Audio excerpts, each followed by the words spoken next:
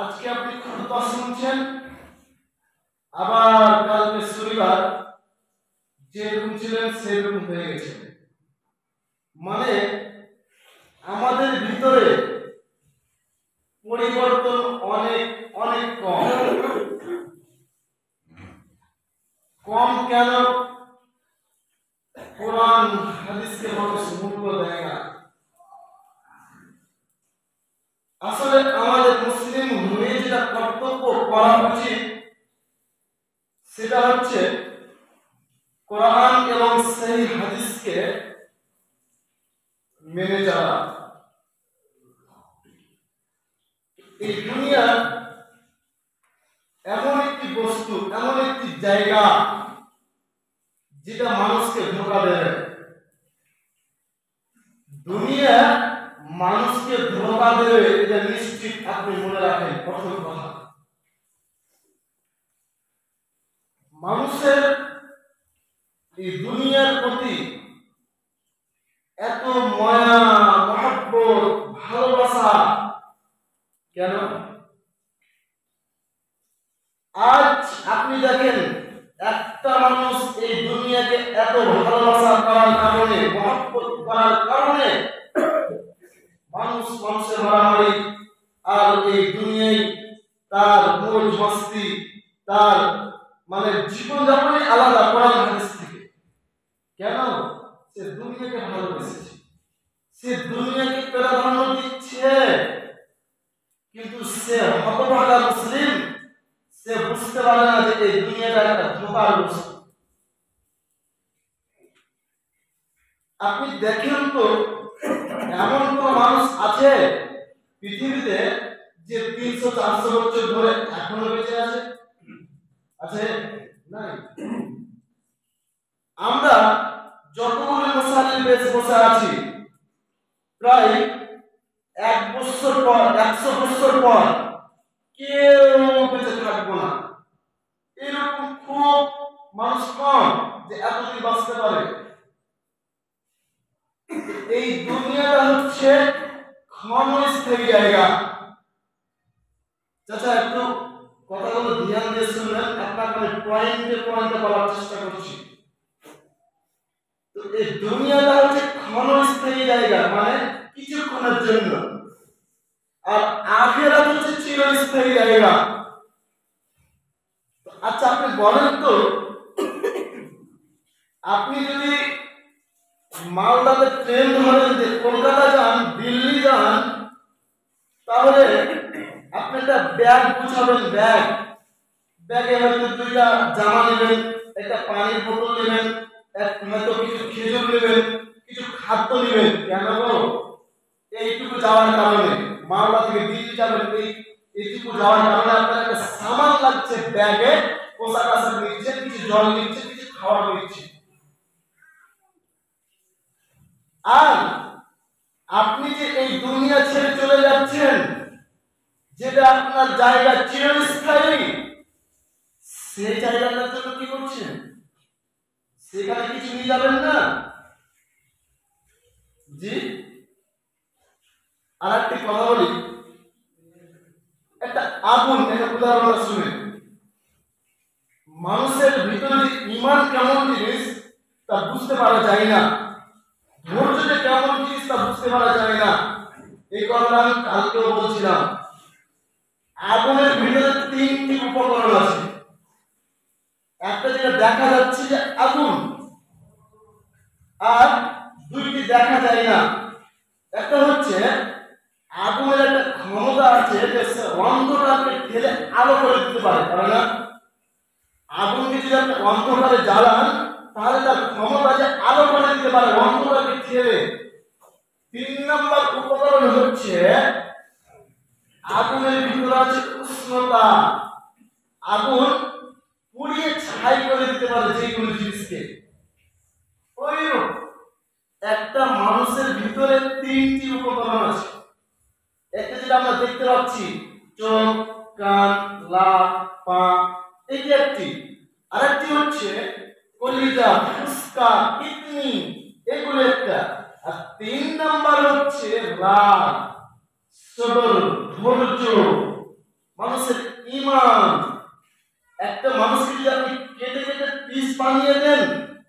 আপনি খুঁজে পাবেন না যে ইমানটা কোথায় আছে, পাবেন। কিন্তু আপনি একটা মানুষ চলাফেরা করছে, দেখেন ইমান বুঝতে পারবেন যে তার ইমান আছে না নাই। আমাদের ইমানের উপর অটল থাকা, ইসলামের উপর অটল থাকা একেবারে আমাদের জরুরি কর্তব্য। তো ভাই, আমি যেটা আপনাকে বলতে চাচ্ছি, এই দুনিয়া হচ্ছে ক্ষণস্থায়ী জায়গা, চিরস্থায়ী জায়গা নয়। তার স্পষ্ট ভাবে কোরআন মাজিদের আয়াত দ্বারা স্পষ্ট প্রমাণ হয়। কি আল্লাহ তাবারক ওয়া তাআলা বলেছেন, বাল তুসিরুনাল হায়াতাদ দুনিয়া ওয়াল আখিরাতু খায়রুন ওয়া আবকা।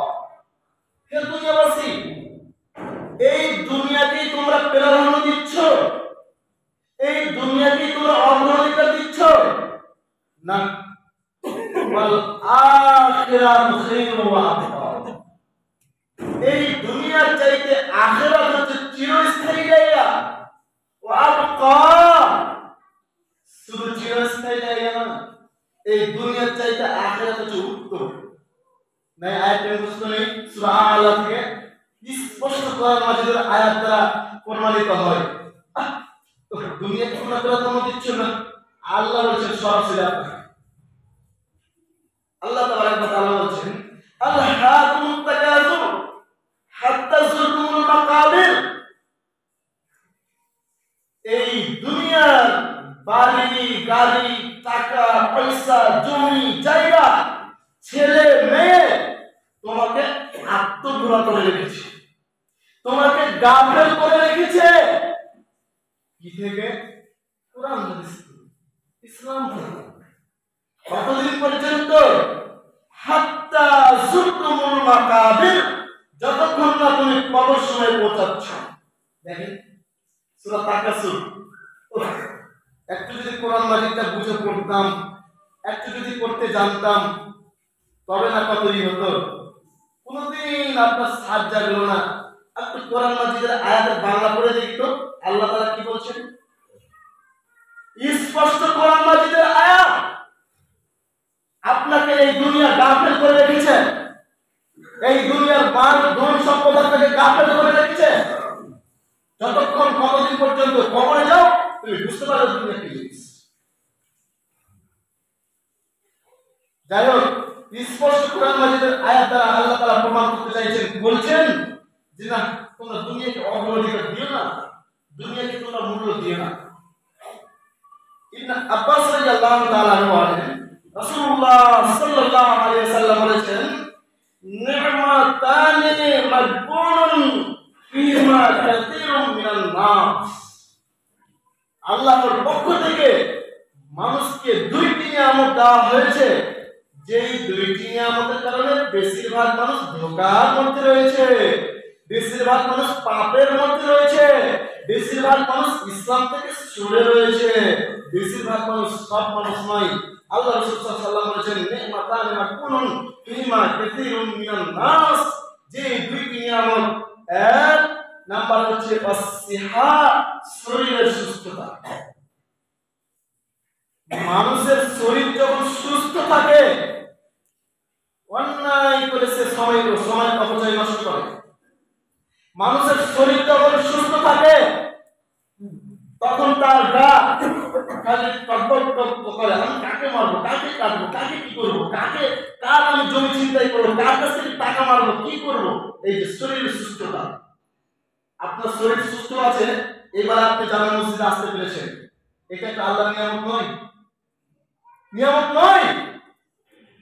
যে বিছানাতে পড়ে আছে 6 মাস থেকে, তাকে জিজ্ঞাসা করেন, আর আপনি ভেবে দেখেন আপনার শরীর সুস্থ আছে, আপনি যখন অসুস্থ হয়ে যান, আপনার মনটা কেমন হয়? তো শরীরের সুস্থতা এটা হচ্ছে আল্লাহর একটা নিয়ামত। তো আল্লাহর নবী বলছেন যে শরীরের সুস্থতাতে মানুষ ধোঁকার মধ্যে রয়েছে। কেন গো? এই যে আজকে কয় তারিখ বললো? আজকে 23 তারিখ মনে হচ্ছে নাকি, ডিসেম্বরের 22 তারিখ। সামনে আসছে জানুয়ারির 1 তারিখ।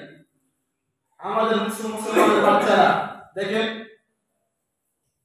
সে 1 জানুয়ারিকে মেনে গাড়ি ভাড়া করে আর বড় বড় বক্স লাগিয়ে ঘুরতে যাই, নিজেকে দাবি করে আমি মুসলিম। চিন্তা করেন, এটা যে একটা শরীরের সুস্থতা। তোমার শরীর সুস্থতা আছে, এই মানে তুমি 1 জানুয়ারি 1 বৈশাখ আপনি মেনে বেড়াবেন? আরে ভদ্রভাগা মুসলিম, তোমার ভাবা উচিত ছিল আপনার 5 বছর আগে আপনার বয়স ছিল 35, এখন আপনার বয়স 40 হয়েছে না 30 হয়েছে? বলেন তো কত বয়স হয়েছে? 5 বছর আগে বয়স ছিল 35, এখন আপনার বয়স 40 না 30? কোনটা? 40। কিন্তু আপনি 1 জানুয়ারিকে আনন্দ ফুর্তি মনে করে, আর আপনি একজন জোয়ান বাপ বসে আছেন, আপনার ছেলে চলে যাচ্ছে আপনার সামনে, আপনার কাছে টাকা চেয়ে এই 1 জানুয়ারিকে মানবো বলে পিকনিক খেতে যাচ্ছে, আপনি বাপ কিছুই বলেন না। আপনি যে কেমন বাপ সেটা আপনাকে ভাবা দরকার, আপনার ছেলেকে কন্ট্রোল করা দরকার। আমি কারোর হয়তো ভাতিজা, কারোর পোতা, কারোর ভাই হিসাবে আপনাকে এই জামে মসজিদে বলে গেলাম কাশিমপুরে, কোন ছেলে যদি এই 1 জানুয়ারিকে মেনে ঘুরতে যায়, তাহলে ওই ছেলেটা আর ওর বাবা এই বক্তব্যের সময় মুনাফিকি করছে। আপনি একজন এই জুমা মসজিদে মুনাফিক বসে আছেন, আপনি ওয়াদা করেন যে না, যদি আপনাকে পিকনিক খেতেই হয়, ঘুরতেই হয়, তো আপনি 2 দিন আগে যান, 2 দিন পরে যান, আপনাকে 1 জানুয়ারি মানতে হবে? আপনার শরীর সুস্থ আছে, এবারে আপনি বিয়ে বাড়িতে গান বাজনা বাজাবেন না? কখনো না। আপনাকে জুমা মসজিদে বারবার বলা হচ্ছে, বারবার কোরআন হাদিস বলা হচ্ছে, বছরে 52 সপ্তাহ জুমার খুতবা শুনছেন, বড় বড় আলেমদের বড় বড় লেকচার শুনছেন, ইন্টারনেটের মাধ্যমে মোবাইল আওয়াজ শুনছেন। কোথায় ভাইরা, কোথায় গেল? কোথায় বিয়ে বাড়িতে গান বাজনা? কেন? শরীর সুস্থ আছে এই জন্য? এটা আল্লাহর নিয়ম। আপনি ধোঁকার মধ্যে পড়ে রয়েছেন। আপনার শরীর সুস্থ আছে মানে আপনাকে আপনার শরীর ভালো কাজে লাগাতে হবে। আপনার শরীর সুস্থ আছে এই মানে আপনি অপচয় মানুষের সঙ্গে গল্প গুজব করে আপনার শরীর সুস্থতাকে কাটিয়ে দেবেন, এই কথা ভুল। আপনার শরীর সুস্থ আছে এই মানে আপনি বেফালতু যদি আপনার শরীরকে কাজে লাগান, অন্যায় ভাবে শরীর সুস্থ আছে মানুষকে মেরে বেড়াচ্ছেন, আপনি ধোঁকার মধ্যে রয়েছেন। 2টা নিয়ামত, একটা নিয়ামত হলো 2 নম্বর নিয়ামত ওয়াসিয়াল ফারাগ, অবসর সময়। অবসর সময় মানুষ ধোঁকার মধ্যে রয়েছে। অবসর সময় কি একটু আপনাকে বলি, আপনি ধরেন একটা মাস্টার 10টার দিকে স্কুল গেল, দেখছে সন্ধ্যা 5টায় ফিরে আসছে বাড়ি, তো 5টা থেকে আবার পরের দিন 10টা পর্যন্ত এই সময়খানে কি করবে? আপনি সকাল 7টায় কাজে বেরিয়ে গেলেন, কাজে বেরিয়ে যাওয়ার পর মাগরিবের সময় বাড়িতে ফিরছেন, মাগরিব থেকে আবার পরের দিন সকাল 7টা পর্যন্ত এই সময়খানে কি করবে বলেন? অন্যায়ভাবে মানুষের সঙ্গে গল্প গুজব করে কাটিয়ে দিচ্ছে। এই সময়খানি আপনাকে আল্লাহর ইবাদতে কাটাতে হবে, ঘুমের অবস্থায় কাটাতে হবে, ভালো কাজে কাটাতে হবে। তো আল্লাহ নবী সাল্লাল্লাহু আলাইহি ওয়াসাল্লাম বলছেন যে আল্লাহর পক্ষ থেকে 2খানা নিয়ামত আছে, যে 2খানা নিয়ামতের কারণে বেশিরভাগ মানুষ ধোঁকার মধ্যে রয়েছে। এই হাদিসের শেষ কথাটা আপনাকে বলি, আপনি এই মসজিদে দাবি করে যান, ইনশাআল্লাহ বলবেন প্রত্যেকটি ব্যক্তি, ইনশাআল্লাহ আমার ছেলে, আমার ভাই, আমার বাবা কোনটি মানুষ যেন এই 1 জানুয়ারিকে না মানে। ইনশাআল্লাহ বলেন, ইনশাআল্লাহ বলেন, ইনশাআল্লাহ। ইনশাআল্লাহ ইহুদি খ্রিস্টানদের অনুসরণ করব না, আমরা আমাদের ইসলামকে মেনে চলব। সম্মানিত উপস্থিতি, আপনাকে আমি যেটা বিষয় বোঝাতে চাচ্ছিলাম, দেখেন এই দুনিয়াটা হচ্ছে ধোঁকার বস্তু, এই দুনিয়াটার কোনো মূল্য নেই। আল্লাহ নবী সাল্লাল্লাহু আলাইহি ওয়াসাল্লাম বলেছেন যে তোমরা ধোঁকার মধ্যে পড়িও না, তোমরা ধোঁকার মধ্যে পড়িও না, তোমরা ধোঁকার মধ্যে পড়ে গেলে তোমাদের পরকাল নষ্ট হয়ে যাবে। আল্লাহ রাসূল সাল্লাল্লাহু আলাইহি ওয়াসাল্লাম এই দুনিয়া এবং আখিরাতের মধ্যে অনেক পার্থক্য করে দিয়েছেন। দেখেন আল্লাহ নবী নিজেই উদাহরণ দিয়ে বলছেন, আচ্ছা তাকুলু আল্লাহি মা দুনিয়া ফিল আখিরাহ, তোমাদের মধ্যে আল্লাহর কসম তোমাদের মধ্যে একজন কেউ একটু সাগরে আঙ্গুল ডুবাও তো, আঙ্গুল ডুবার পর এই আঙ্গুলটি কত পরিমাণ জল নিয়ে আসবে সাগর থেকে? এক ফোঁটা। দুই ফোঁটা হয় অর্ধেক ফোঁটা। তো আল্লাহ নবী সাল্লাল্লাহু বলছেন এই দুনিয়াটা হচ্ছে আঙ্গুলের জলের ফোঁটার মতো, আর আখিরাত হচ্ছে সাগরের জলের মতো। দেখেন আল্লাহ নবী সাল্লাল্লাহু দুনিয়া এবং আখিরাতের মধ্যে পার্থক্য করে দিচ্ছেন।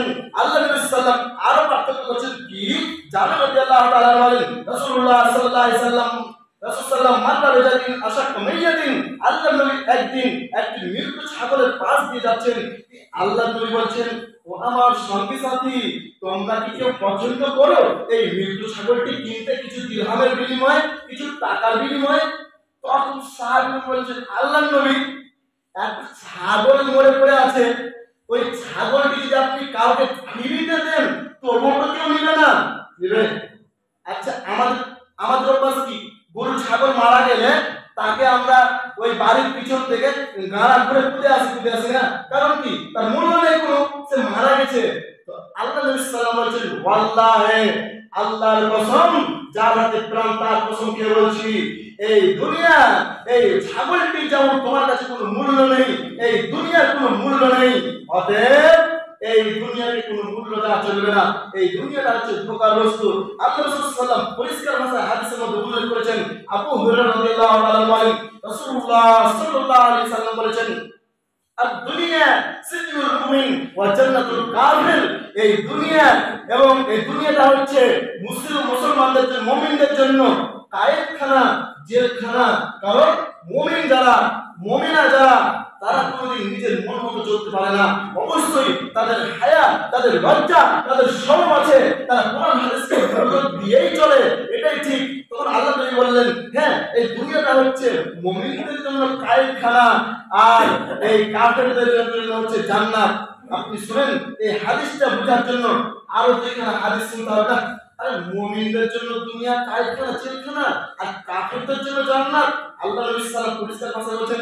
আরেকটা হাদিসে আল্লাহ নবী সাল্লাল্লাহু বলছেন, এটিও আবু হুরায়রা বর্ণনা করছেন, কি দুনিয়াকে, জান্নাতকে ঘেরা আছে মুসিবত এবং বিপদ দ্বারা, আর মুমিনের উপর মুসিবত আছে, বিপদ আছে, এ কথাই ঠিক। আর জাহান্নামকে ঘেরা আছে নিজের মনের ইচ্ছা দ্বারা, নিজের মন মতো চলে একজন কাফের, নিজের মন মতো চলে একজন মুনাফিক, যে কোরআন হাদিসকে মূল্য দেয় না।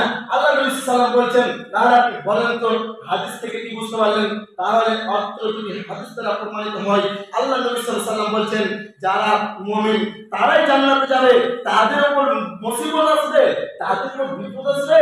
আর যারা কাফের, যাদের জন্য দুনিয়াটা এই জান্নাত, তারাই যাবে জাহান্নামে। আল্লাহ নবী সাল্লাল্লাহু পরিষ্কার করে বলতে চাইছেন। আরো বলেন আল্লাহ নবী সাল্লাল্লাহু, আরে শুনো, লাউ কানাতিদ দুনিয়া, এই দুনিয়াটা যদি আল্লাহর কাছে একটি মাছির দানার সমতুল্য পরিমাণ হতো, তাহলে মা সাকা কাফিরান মিনহা সুরবাতান, এই দুনিয়াতে একজন কাফেরও বসবাস করতে পারতো না। অতএব আল্লাহর কাছে এই দুনিয়ার কোনো মূল্য নেই, এই দুনিয়ার কোনো দাম নেই। এই জন্য এই দুনিয়াতে কাফের, সাদাল, গরু, চামড়া, ইহুদি, খ্রিস্টান, নাসারা, বৌদ্ধ, কত ধরনের লোক বসবাস করে, কারণ এই দুনিয়ার কোনো মূল্য নেই আল্লাহর কাছে। এই জন্যই সব ধরনের মানুষ এই দুনিয়াতে বসবাস করে। সম্মানিত মুসলিম, হতে পারে আপনাকে আমি আমার ভাষা বোঝাতে পারি না, আর আপনি যদি আমার ভাষা বুঝতে পারেন, তাহলে আপনার কর্তব্য হচ্ছে এই বক্তব্য শুনে মনে রাখা, মনে রাখার পরে আমল করা। আমি আমার কাজ করে দিলাম, বাল্লিগু আন্নি ওয়ালাউ আয়া, তোমার কাছে যদি একটি আয়াত জানা থাকে তোমার, তো তুমি অন্যের কাছে পৌঁছে দাও। আমি এখন পড়াশোনা করছি, পড়াশোনা করে যতটুকু বুঝতে পারছি, যতটুকু মুখস্থ করতে পারছি, সেইটুকু আপনাকে এসে আমি বলছি। আমার কাজ শেষ, এখন আপনার কাজ হচ্ছে মানা, আমার কাজ হচ্ছে মেনে চলা। প্রত্যেকটি মসজিদের মুসল্লি বলতে চাই, ভাই, এই দুনিয়ার কোনো মূল্য নেই। আল্লাহ নবী সাল্লাল্লাহু আলাইহি ওয়াসাল্লাম পরিষ্কার ভাষায় বলেছেন। আরে আল্লাহ নবী বলেছেন, আবু হুরায়রা রাদিয়াল্লাহু তাআলা বলেন, রাসূলুল্লাহ সাল্লাল্লাহু আলাইহি ওয়াসাল্লাম বলেছেন, ইয়াকুলুল আবদু মালি মালি ওয়া মালুহু মিন মালিহি সালাসুন, প্রত্যেকটি আদম সন্তান, প্রত্যেকটি মানুষ শুধু এই কথাই বলতে থাকে, ওই যে আমার গাড়ি বাড়ি টাকা পয়সা জমি জায়গা, শুধু মাল আর মাল, শুধু মাল আর মাল, এইভাবে প্রত্যেকটি আদম সন্তানের আশা আকাঙ্ক্ষা।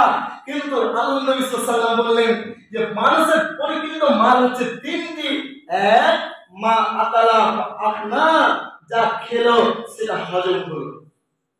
কি এটা একটা তার পরিকৃত মাল। আপনি যতই আপনি চিনলাম আমার 4টা বাড়ি আর 4টা গাড়ি আর আমার 50 বিঘা জমি, আল্লাহ নবী সাল্লাল্লাহু আলাইহি ওয়াসাল্লাম সেটা তার মাল নয়। পরিকৃত মাল হচ্ছে তিনটি। এক, মা আকালা আপনার, যা খেলো সেটা হজম হলো। আচ্ছা বলেন, আপনি যেটা খেয়ে নিলেন যেটা হজম হয়ে গেল, তার ভাগ নিতে পারবে কেউ? আপনার ছেলে ভাগ নিতে পারবে? পারবে না। এটা আপনার মাল। দুই, আও লাবিসা ফাআবলা, আপনি যেটা পরিধান করলেন, একটা জামা পরিধান করে করে ছিঁড়ে পচে গেল, ওই জামাকে ভাগ নিতে পারবে? পারবে না। এটা 2 নম্বরের মাল। আর 3 নম্বরে আল্লাহ নবী সাল্লাল্লাহু আলাইহি ওয়াসাল্লাম বলেছেন আও আতা ফাতানা, যেটা আপনি কাশিমপুর জামে মসজিদে দান করলেন, একটা ফকিরকে দান করলেন, সেটা জমা থাকলো। আল্লাহ নবী বললেন যে এই তিনটি পরিকৃত মানুষের মাল, কিন্তু আদম সন্তানের একটা অভ্যাস যে আমার অনেক মাল, অনেক টাকা, অনেক জমি, কিন্তু না। আর একটা দুঃখের কথা কি আপনাকে বলতে লজ্জা লাগে, আপনি মনে দেখেন 10 বছর পর আপনার ছেলে আপনার কবর চিনতে পারবে না। এখন চিনতে পারে না, যেই জায়গাতে এক জায়গায় গোরস্থান দিয়ে মাটি দেয়, আপনি তার ছেলে, আপনি ওই ছেলেকে জিজ্ঞাসা করেন, আচ্ছা বলো তো তোমার বাবার কবর কোনটা? সে চিনতে পারে না। কেন? আপনি মারা যাওয়ার পর আপনার কবরটাও আপনার ছেলে দেখতে যায় না। এটা সৌভাগ্য, এটা কেমন আপনি বলেন তো, যে আপনি বাবা হয়ে আপনার ছেলের জন্য সব কিছু করে গেলেন, আর আপনার ছেলে আপনাকে বলে ভুলে যাচ্ছে। আপনাকে আমি বুঝাতে চাইছি যেটা, সেটা হচ্ছে আপনি বেশি বেশি দান করেন, আপনি দানে অভ্যস্ত হন, আপনি বখিলি করিয়েন না। কত যে মানুষ আছে বখিল আর কাঞ্জুস, এই বখিল এমন এমন টাইপের এরা মানুষ, ওরা আপনি জলদি করে হাত বলেন না, বুঝবে না। বখিলি করিয়েন না, দান করেন, দুনিয়ার কোনো মূল্য নেই। আপনাকে আমি প্রত্যেকটি হাদিস, প্রত্যেকটি কোরআন মাজিদের আয়াত থেকে একটা কথা বোঝাতে চাইছি, সেটা হচ্ছে দুনিয়ার কোনো মূল্য নেই। সময় অনেক পেরিয়ে যাচ্ছে, অনেক কথা বলার আছে। আপনাকে আমি বিষয়টা হয়তো স্পষ্ট করতে পারছি না। যাই হোক, সময় শেষ হয়ে গেছে, আপনাকে কয়েকটি কথা বলে ছেড়ে দিচ্ছি, আর একটা হাদিস বলে ছেড়ে দেবো। হতে পারে এই হাদিসটা আপনার জীবনকে পরিবর্তন করে দিতে পারে। আল্লাহ নবী সাল্লাল্লাহু আলাইহি সাল্লাম বলছেন যে যখন কোনো মানুষ মারা যায়, তখন তার সঙ্গে 3খানা জিনিস যায়। তার সঙ্গে কয়খানা জিনিস যায়? 3খানা। 2খানা ইয়ারজিউ ইসনানে, 2খানা জিনিস ফিরে আসে, ওয়ায়াবকা ওয়াহিদুন, 1খানা জিনিস বাকি থেকে যায়, তার সাথে যায়। এক, আহলু, তার আহাল পরিবার, গ্রামবাসী সবাই মিলে তাকে মাটি দিতে যায়, তাকে মাটি দিয়ে আসে। আচ্ছা বলেন, যারা গ্রামবাসী মাটি দিতে যায় তারা কি কবরে ঢুকে যায়? তারা ফিরে আসে না? ফিরে চলে আসে। এক। 2 নম্বরে তার সঙ্গে কিছু মাল যায়, খাটলা যায়, বিচার কাটা যায়, কিছু কোদাল যায় ওখানে কবর করার জন্য, এগুলো হচ্ছে মাল। তো ওই কোদালকে আপনি লাশের সঙ্গে কবরে রেখে দেন না, এটা ফিরে আসে বাড়িতে। এই 2খানা জিনিস ফিরে আসে। আমালু, 3 নাম্বার থেকে যায় আমল। আমল কেউ নিয়ে আসতে পারে না, যে লোক আমল করেছে সেটা কবরে যায়। আপনি তাহলে চিন্তা করেন এই দুনিয়ার মূল্য কত আর এই দুনিয়ার কি কত, আপনাকে সেটা আমি হয়তো বুঝাতে পারছি না। তাই অবশেষে আল্লাহ তাআলার কাছে দোয়া করি, আর এটা আপনাদের আমার আজকে খুববার দাবি। এই যে আমাদের সামনে আবার এই কথাটা ফিরিয়ে বলছি, হয়তো আপনি একটু বিরক্ত মনে করছেন। এই যে জানুয়ারি মাস আসছে, প্রত্যেকটি মুসলিমের কর্তব্য, শুধু কাশিমপুর জামে মসজিদের নয়, প্রত্যেকটি মুসলিমের কর্তব্য এই 1 জানুয়ারির মুখে লাথি মারা, তাকে পালন করা চলবে না। তারা ইহুদি খ্রিস্টান যারা তারা পালন করে, আরে সেই দিনে আপনার তো হওয়া উচিত না। আরে আমি এই বছরটা আমার কেমন কি হলো, কত জানে গুনাহ করেছি, আরে কত জনে নেকি করেছি। আরে আল্লাহ নবী সাল্লাল্লাহু আলাইহি সাল্লাম যখন মক্কা থেকে মদিনা এলেন, তখন দেখছে মদিনাবাসীরা 2টি দিনকে তারা খেলাধুলা হিসাবে পালন করে, 2টি দিনকে। তখন আল্লাহ নবী সাল্লাল্লাহু আলাইহি ওয়াসাল্লাম বলছেন, আচ্ছা তোমরা এই দুইটা দিন কি করছো? তখন তারা বলছে, আমরা জাহিলিয়ার জামানা থেকে এই দুইটি দিনকে উৎসব খেলাধুলা হিসাবে পালন করে আসছি। তখন আল্লাহ নবী সাল্লাল্লাহু আলাইহি ওয়াসাল্লাম বলছেন, আরে শুনো শুনো শুনো, এই দুইটি দিনের বদলে তোমাদের কাছে দুইটি উত্তম দিন দিয়েছেন আল্লাহ তাআলা, সেটি হলো ঈদুল আযহা এবং সেটি হলো ঈদুল ফিতর। এই দুইটি জিনিস দেখেন, আল্লাহ নবী এই কথা বলেননি যে ওই দুইটি দিন উত্তম, এই দুইটি দিন তার বদলে বলেছে আমাদের মুসলমানদের কর্তব্য কোন দিনকে, কোন দিবসকে পালন করা যাবে না। আপনাকে জোরালো দাবি, আপনি কোন দিবসকে পালন করার চেষ্টা করবেন না। সম্মানিত উপস্থিতি, আল্লাহ তাআলার কাছে দোয়া করি অবশেষে, আল্লাহ আমরা প্রত্যেকটা আদম সন্তান পাপী রব্বুল আলামিন, আল্লাহ আমাদের দ্বারা পাপ হয়ে থাকে, আল্লাহ তুমি আমাদের পাপকে এই জুমার খুতবার মাধ্যমে এবং এই জুমার সালাতের মাধ্যমে আল্লাহ তুমি আমাদের পাপকে ক্ষমা করে দাও। অবশেষে আরো দোয়া করি, আল্লাহ আমাদের মধ্যে অনেক কেউ মারা গেছে রব্বুল আলামিন, তারা কবরে কি হালাতে আছে জানি না রব্বুল আলামিন, কারোর বাবা, কারোর ছেলে, কারোর বাবা মা, অনেক কেউ কারোর নানা নানি মারা গেছে, আল্লাহ তাদের কবরে তুমি মাগফিরাত দিয়ে দাও। অবশেষে আরো দোয়া করি, আল্লাহ আমরা খাস করে কাসিমুল জামা মসজিদ মুসাল্লি যারা বেঁচে আছে, আল্লাহ তুমি আমাদের ইমানের হালাতে আমাদেরকে বাঁচিয়ে রাখো এবং আমাদের যে কোনো সময় যখন আমাদের মন হোক না, তো আমরা যেন ইমানের হালাতে মরে যাই, আল্লাহ এই বলে আমি আজকে খুতবা শেষ করছি। ওয়া আলাইকুম আসসালাম।